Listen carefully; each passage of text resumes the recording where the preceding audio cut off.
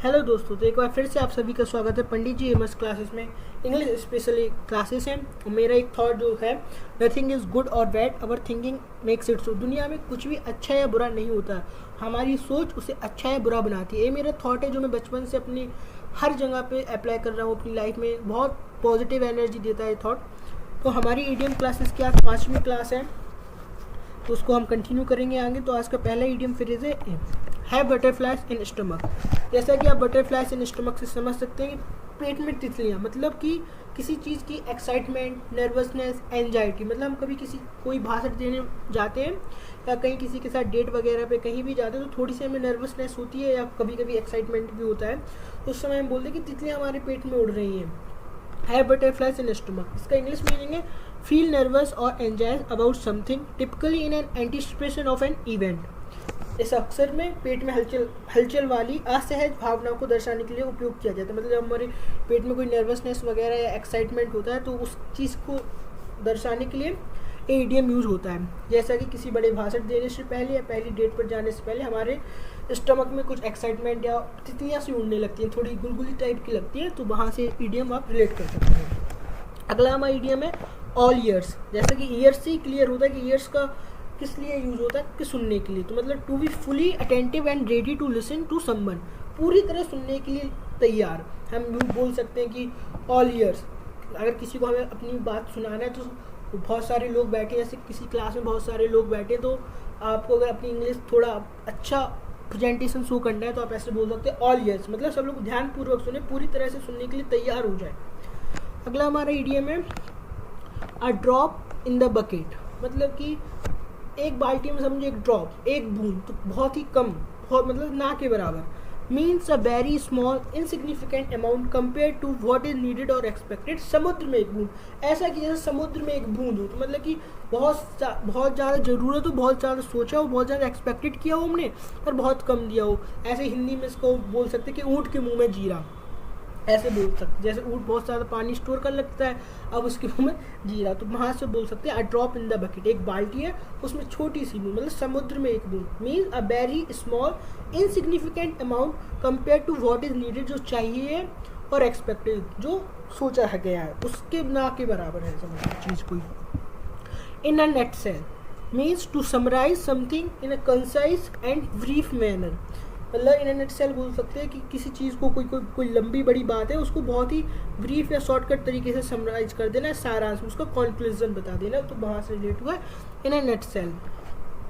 अगला है in the dog house, to be in trouble और disfavour especially with someone important to you like a spouse, friend और boss. In the dog house मतलब कि जैसे कि आपको किसी डॉग के, जैसे डॉगीज का हाउस होता है ना, बड़े बड़े जो रईस लोग होते हैं उनके घर पे डॉग के अलग हाउस होते हैं। अब वहाँ पे आपको छोड़ दिया जाए तो आप एक समस्या में आ सकते हैं या किसी की नाराज़गी का शिकार होना, तो बोल सकते हैं इन द डॉग हाउस। जैसे आप उसके कुत्ते के घर में घुसे हैं तो आपको कुत्ता देखा तो उसको गुस्सा आएगा कि ये मेरे घर में क्या कर रहा है। भले वो जानवर है पर उसको थोड़ा गुस्सा आएगा आपके ऊपर, या आपको विश्वास ना हो तो आप जाके ट्राई कर लीजिए द डॉग हाउस।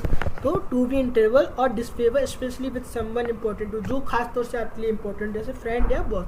तो नाराजगी का शिकार होना मतलब होता है in the dog house.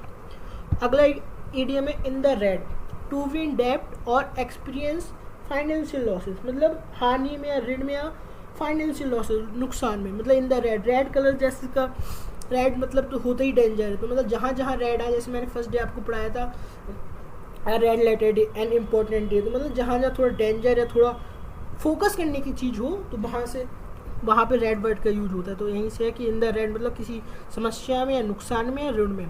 To be in डेब्ट और एक्सपीरियंस फाइनेंशियल लॉस।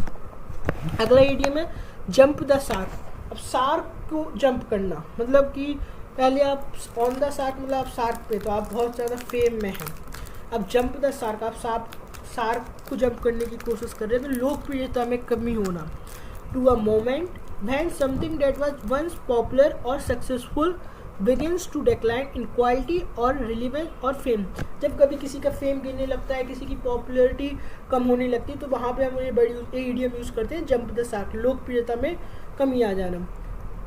जैसे कि अभी दिल्ली की चुनाव हुआ है, वहाँ पे क्या हुआ, केजरीवाल की लोकप्रियता में कमी आ गई, इसलिए वो हार गए। पिछले 15 साल से या 10 सालों से वो वहाँ पे अपना गवर्न कर रहे थे, पर इस बार क्या हुआ, जंप द शार्क, उनकी लोकप्रियता में कमी आ गई, इसलिए वो हार गए।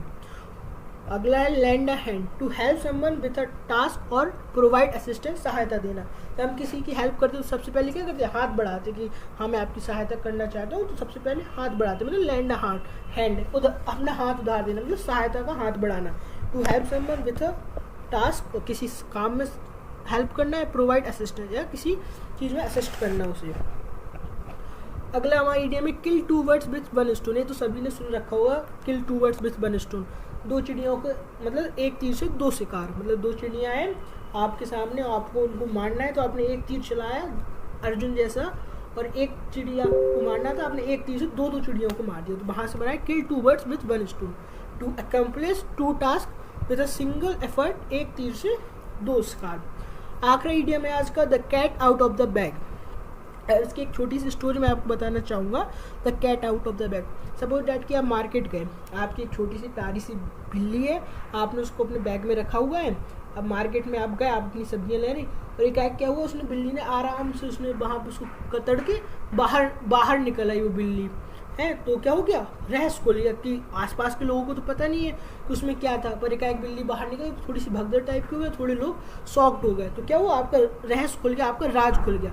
The cat out of the bag, to reveal secret और disclose information that was mean to be kept confidence, मतलब आप नहीं चाहते थे, लेकिन आपके ना चाहने के बावजूद भी वो चीज़ हो गई, तो राज खुल जाना है, राज किसी और के थ्रू खुल जाना, तो उसे बोलते the cat out of the bag.